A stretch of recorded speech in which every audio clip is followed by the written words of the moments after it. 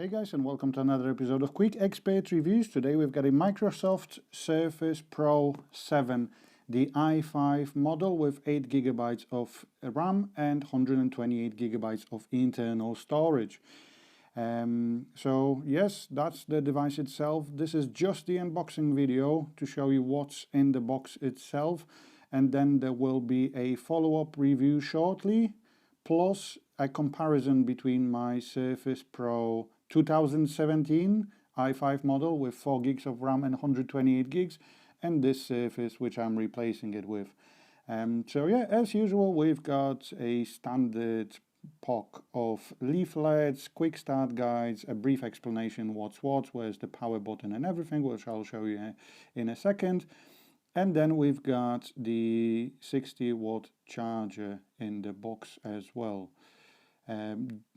Make sure you're connected properly, which I'll show you in a second, because I've noticed it's been a case with Surface Pro devices since the Surface Pro 4 I had. Yeah, that's the USB Type A port, that if you do plug it in the other way around, as in the lead that goes into the socket, the device will maybe not electrocute you, but you will feel a very weird sensation when you touch the back of the device. So yeah, make sure, if your Surface does electrocute you, just make sure you turn the cord around just and then re-plug it in, and then it's fine. So yeah, underneath you've got my 2017 model, and in here we've got the Surface Pro 7 model. So I'm gonna detach my old Surface Pro 2017 keyboard, the dongle for my mouse, and the Surface Pro pen, which I've also got. And as you can see, there's not really much that has changed. So on the right we've got the old Surface, on the left we've got the new Surface.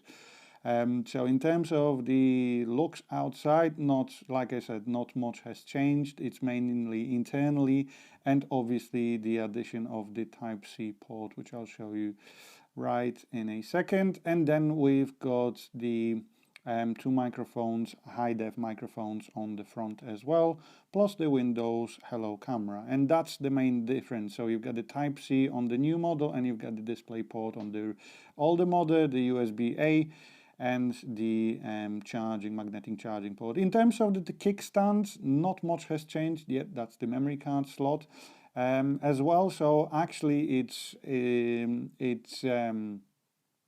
can use it the same way as with the previous Surface Pro 5 or 2017, how others prefer to call it, model. And as you can see, not much has changed, like I've mentioned. So exactly the same.